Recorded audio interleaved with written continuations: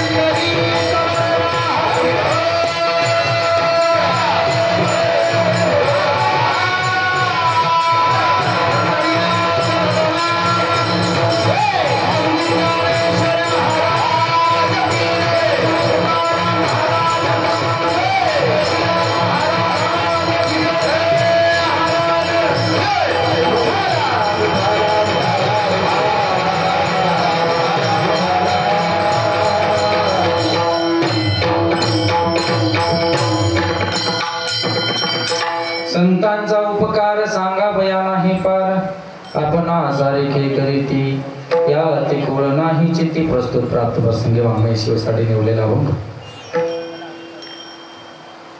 संभाजीनगर जिल्ह्यामध्ये दक्षिण काशी म्हणून ओळखल्या जाणारे पैठण निवासी शांतीव्रह्म नाथबाबा यांचा 4 जन्माचा अभंग मी अभंगाच्या द्वारे श्री संत नाथबाबा सांगतात संतांचा उपकार सांगा वया नाही पार किंवा वर्णा वया नाही पार बाबा संत या ठिकाणी जन्माला आले त्या संतांनी आपल्या सर्वसामान्य जीवावर किती उपकार केले त्याचं वर्णन मी माझ्या मुखाने करू शकत नाही अभंगाचा पहिला चरण काय करतात संत उपकार आपणा सारिखे करीती या तिकुळ नाही चित्ती ते संत त्या संतांना एकदा जर का शरण गेलं तर ते संत आपल्याला त्यांच्यासारखं करून ठेवतात जगदूर तुकोबाराचे एक सुंदर प्रमाण आहे आपणा सारिखे करीती तात्काळ नाही काळ वेळ तया लागी त्याप्रमाणे आपण सारिखे करीती या ती भूळ नाही चित्ती ते संत कोणत्याही प्रकारची जात बघत नाहीत धर्म बघत नाहीत पंथ बघत नाहीत या वर्णाचा त्या वर्णाचा बघत नाहीत एकदा जर का त्यांच्या समोर गेलं किंवा त्यांच्या संगतीमध्ये गेले का ते संत आपल्यासारखं करून ठेवतात अभंगाचं दुसरं चरण अजून काय संत उपकार करतात नाथबाबांना प्रश्न साधक विचारू लागले नाथबाबा उत्तर देऊ लागले नाथबाबा अजून संतांचा उपकार सांगा आम्हाला संत जन्माला येतात संत उपकारासाठी जन्माला येतात संत आपल्यासारखं करून ठेवतात जीवनामध्ये दुःख घालवतात अजून काय उपकार करतात नाथबाबा सांगतात दया अंतरात वसे तुझे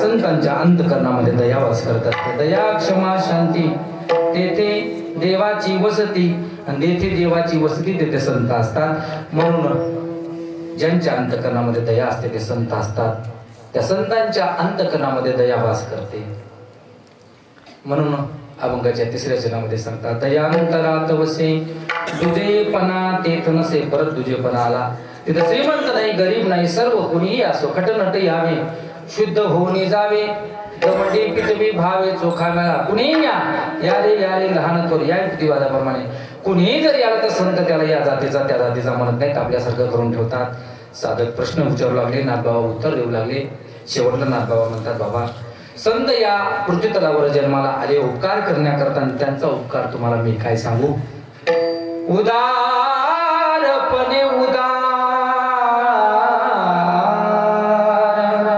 एका जनार्दनी निर्धार संत एवढे उदार असतात की त्या संतांचं वर्णन माझ्या मुखानं होणार नाही अभंगाचा सरळ भावार्थ तुमच्या समोर माझ्या बुद्धीला जसा झेपेल जसं माझ्या बुद्धीला साधुसंतांनी सकल साधुसंतांनी बुद्धीला जशी माझ्या चालना दिली त्या अनुषंगाने तुमच्या सर्व संतांच्या साधुसंतांच्या संत मायबाबाच्या आशीर्वादाने अभंगाचा सरळ सरळ भावार्थ तुमच्या समोर मांडला. उर्वरित एकता असा उरला खटवांगरायाशी गंगाधर महाराजाशी.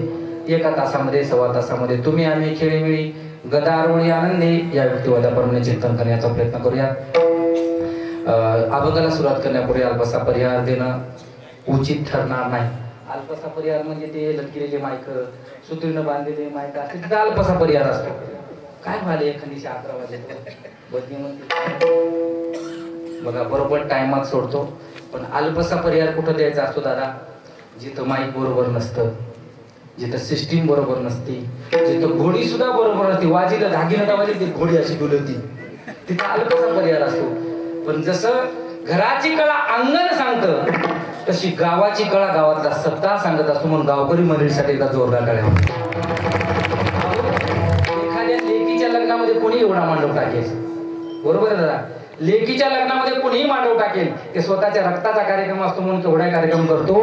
पण लेकीच्या लग्नाला सुद्धा फिका पडेल असा तुम्ही पारडी गाववासियांनी सप्ताह ठेवलाय. म्हणून तुमच्या सर्व गावकरी वासियांचे मनापासून आभार व्यक्त करतो. पांडुरंगाच्या चरणी प्रार्थना करतो उत्तरोत्तर यांच्याकडून असाच परमार्थ करून घ्यावा. म्हणून गावकरी मंडळाला द्यावे तेवढे धन्यवाद कमी. त्याच सप्ताहाला तोला मोलाचे गायक वादक मंडळी तुम्ही बोलवले. आता परिचय सर्वांचाच आहे. आमची ज्यांनी सुंदर असं गोड भजन सोय केलं आमचे आदरणीय शिवाजी मामा चोंडीकर यांनी सुंदर असं भजन सोय केलं त्यांना सुद्धा कोटी कोटी धन्यवाद. पहिली चाल ज्यांनी गोड गायली मला असं वाटतं माऊली मी जेव्हा लहान होतो तेव्हा भेंडेगावला पहिली चाल तुम्ही मला शिकवली होती. सुंदर असा आवाज मला जसा गोड स्वभाव तसा माऊलीचा आवाज सुद्धा गोड सुंदर अशी पहाडी रागामध्ये चाल म्हणजे माऊली गोड गोड एकदम गोड. अभंगाला शोभेल अशी वेळ काळ पाहुण्याचे काळ आता चाली म्हणलं का नाही अर्धा तास चालले बरोबर आहे. म्हणून काळ वेळ पाहून एकदम शॉर्टकट स्वीट अशी चाल आमची कामाजी दादा असतील आदरणीय कामाजी दादांनी दोघांनी गोड अशी चाल म्हणली त्यासाठी एकदा जोरदार रड्या. त्यांना तोला मोलाचं वादन विकास महाराज यांनी सुंदर असं मूर्ती लहानपणी कीर्ती महान ज्यांचं वय आता खेळण्याचं वय म्हणा पण आज एकदम नंबर 1चं तयारीचं पकवान दादन करतात. खेळत असतं बघ आणि मिशी नाही त्यांना बरोबर. सुंदर असं गोड गोड वादन आहे महाराजांचं. त्यांच्या नावाचा जोरदार टाळ्या वाजवा. तिकडचे टोपेवाले बाबापासून परिचित सर्व जोरदार भांडार सर्व विनेकरी सावंतवाडी आमचे माऊली दादांचे चिरंजीव त्यांना सुद्धा कोटी कोटी धन्यवाद. काय कुठं द्यायचं काय नाही ते अजिबात सांगायची गरज नाही. ते साऊंड सिस्टीम कशी लावायची शिकावी आमच्या दादाकडून. एकदा आपल्याच गावातली साऊंड सिस्टीम 1 नंबरची म्हणून त्यांच्यासाठी एकदा जोरदार टाळ्या. आता राहिलं तर कोणी तुमच्या बसलेल्या सर्वांच्या माता भगिनी वडील झाले सर्व पुरुष मंडळीच्या माझ्या बंधूंच्या सर्वांच्या चरणी नतमस्तक होतो. सेवेला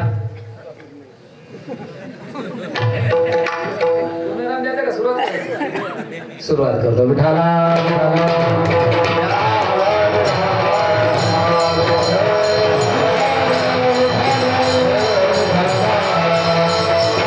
जीवन जगत असताना नागबाबा सांगतात संत या पृथ्वीतलावर जन्माला येतात उपकार करण्याकरता आणि त्या संतांचा उपकार करणं त्या संतांनी केलेल्या उपकाराचं वर्णन आपल्यासारख्या सर्वसामान्य जीवाच्याने होणार नाही. म्हणून नागबाबा सांगतात संतांचा उपकार सांगावया नाही पार. जीवन जगत असताना तुम्ही आम्ही सर्वजण जीवन जगत असताना बघा संत आज जर बघायला गेलं तर पावला पावलाला संत आपल्याला वागायला म्हणतात. पोटासाठी संत झाले कलित बहुत आणि आज आपण जीव तोडून एखाद्यावर विश्वास ठेवावा आणि नंतर काहीतरी कोणीतरी काहीतरी कांड करावं नंतर आपल्याला कळतं अरे याच्यावर आपण उगाच विश्वास ठेवला आपण याला उगाच संत मानलं. बघायला गेला आज आपण बघायला गेलं तर माणूस खिशाला पेन लावतो आसाराम बापूची काय ते गळ्यात माळ तुळशीची गजानन बाबाची वारी करतो शिर्डी साईबाबाची वारी करतो आषाढी वारीला झेंडा घेऊन पुढे राहतो. प्रत्येक घरात फोटो आम्हा भगवानचा वारी कोणत्या देवाची प्रत्येक याला आपला माणूस संघच आहे. संत कुणाला म्हणावं याचं आपल्याला कळायला तयार नाही. कोणालाही संत म्हणतो त्याच्या पाठीमागे आपले सर्वसामान्य जीव लागतात. पण शास्त्र असं सांगतं महान आत्मा इति संत हा ज्याचा महान आत्मा ज्या हातामध्ये येणं आणि जाणं असतं त्यांना संत असं म्हणतात.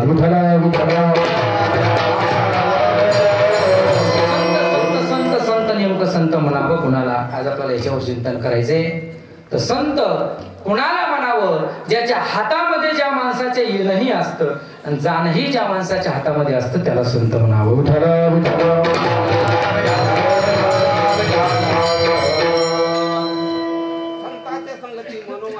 अकळावा श्रीपती येणे पंते. संत कोणाला म्हणावं? ज्यांच्या जन्मना आणि मरण ज्यांच्या हातामध्ये असतं त्यांना संत म्हणावं. न जायते प्रियते वा कदाचिन नायं भूत्वा भवितवा न भूयाः अजो शाश्वत शाश्वतोऽयं पुराणो न हन्यते हन्यमाने शरीरे. ज्या संतांच्या हातामध्ये जन्मना आणि मरण ज्यांच्या हातामध्ये असतं त्यांना बाबा संत म्हणावं. विठ्ठला विठ्ठला. आपण ज्यांना संत म्हणतो त्यांच्या हातामध्ये जन्म आणि मरण आहे का हे तपासलं पाहिजे. आपण ज्यांचा परमार्थ आहे, ज्यांच्या पावलावर पाऊल ठेवून आज परमार्थ करतो. येणीची पंथी चालू जाता न पडे कुलता कोटे गाई मार्ग दावून गेले आधी.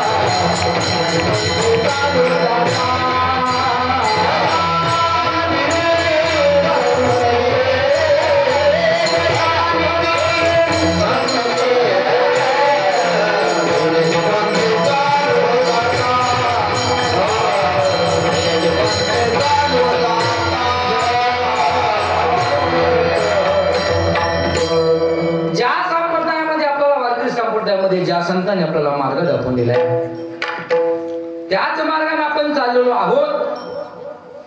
ते संत ज्यांच्या मार्गाने आपण चाललो ते संत संत होते का ही कुठेतरी पाहण्याची गरज आहे. आज महाराष्ट्राच्या माऊली ज्ञानोबानंतर जगद्गुरु तुकोबारानंतर आपल्या मराठवाड्यामध्ये ज्यांनी जर परमार्थ टिकून ठेवला असेल तर गुरुमुंबईत श्री मोतीराम महाराज आणि श्री संत मारुतीराव महाराज दस्तापूरकर यांच्या पावलावर पाऊल ठेवून आज आपण त्यांचे सप्त त्यांचे नियम आज आपण करतो. मग ते कुठेतरी संत होते का बघायला पाहिजे. आज त्यांचा आपण एवढा गाजावाजा करतो, आज त्यांच्या नावाने आपण रात्रभर कीर्तन करतो, डोळ्यात तेल गाऊन रात्रभर परमार्थ करतो, एवढे मोठमोठाला खर्च करतो, मोतीराम महाराजांचं नाव घेतो. खरंच ते संत होते का? बघा, मोतीराम महाराजांच्या जीवनामधला एक दृष्टांत आहे, मोतीराम महाराजांच्या जीवनामधला एक प्रसंग आहे. मोतीराम महाराज त्या काळामध्ये, मोतीराम महाराजांच्या काळामध्ये एक बंडूदेव नावाचे ब्राह्मण होते. मी कशासाठी सांगतोय? मोतीराम महाराजांच्या हातामध्ये जन्म मरण त्यांच्या होतं का हे मला तुम्हाला सांगायचंय. मोतीराम महाराजांच्या काळामध्ये बंडूदेव नावाचे ब्राह्मण होते. ते ब्राह्मण म्हणजे त्यांना पंचांग चांगल्या पद्धतीचं कळायचं. एखाद्याची रास पाहिली का त्याला आयुष्य किती आहे कळायचं. एखाद्याची रास पाहिली का त्याचा दिवस कसा जाणार आहे कळायचं. हे आता सुद्धा काही जर सांग मसळ जर सुटली तर आपण बघा ती बाळ बघतो, बाळ मग ती सांगतात की या दिशेने मसळ गेली किंवा काय आपलं जनावर असेल, म्हणजे ती बाळ बघण्याची पद्धत आज पण कुठंतरी आहे. त्या काळचे ते महाराज आणि त्या महाराजांना माझ्या मोतीराम महाराजांनी विचारलं, महाराज मला जायचंय आणि मला जाण्यासाठी दिवस कोणता चांगला आहे? काय सांगितलं? मला जाण्यासाठी दिवस कोणता चांगला आहे, मला देह ठेवायचा मला दिवस कोणता चांगला आहे. त्यावेळेला ते बंडूदेव महाराज सांगतात, महाराज तुम्हाला जाण्यासाठी येणारा गुरुवार अति उत्तम आहे, पवित्र आहे. बघा तो मोतीराम महाराजांचा पर्यटकाचा दिवस म्हणजे गुरुवार आहे आणि त्या दिवशी तुम्ही देह जर ठेवला तर उत्तम काळ आहे. पण आता पण म्हणलं का घोडं पाणी पितं, बरोबर आहे का नाही? काही बघा कोणताही एखादा विषय चालू द्या, तिथं पण आलं का तिथं काहीतरी अडचण असते. मग लग्नाची असू द्या कुठली असू द्या, महाराज नेमकी सोयरीक जमाव पोरगा कसं आहे नंबर एक आहे, घर कसं आहे नंबर एक आहे, घरी कसं आहे गाड्या घोड्या बंगला सगळं काय आहे. पण आलं की सोयरीक मोडली, बरोबर आहे. पण शब्दात लई ताकद आहे महाराज, किती बी चांगलं घर असू द्या का बघावा तुमच्या आकारानं असं जरी म्हणलं तर त्याच्या जीवनाचं वाटव होतं महाराज.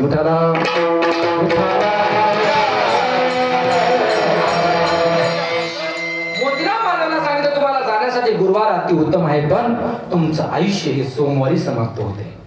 पण तिथं माझे मोतीराम महाराज सहज बोलून जातात, बंडूदेव महाराज माझं जरी आयुष्य गुरुवारी समाप्त होत असेल, सोमवारी समाप्त होत असेल तर मला सोमवारी जायला काय एवढी गडबड आहे, मी गुरुवारी जातो.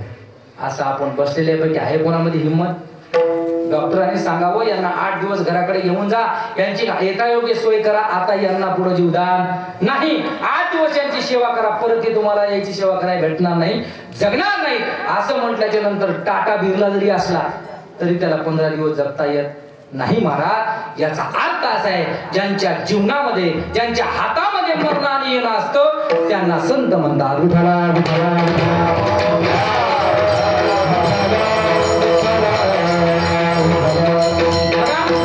हे संत जीवन जगत असताना कशासाठी जन्माला येतात आणि संत कशासाठी जन्माला येतात बघायला गेलं तर संत आणि देव माऊली दादा एकच आहे. देव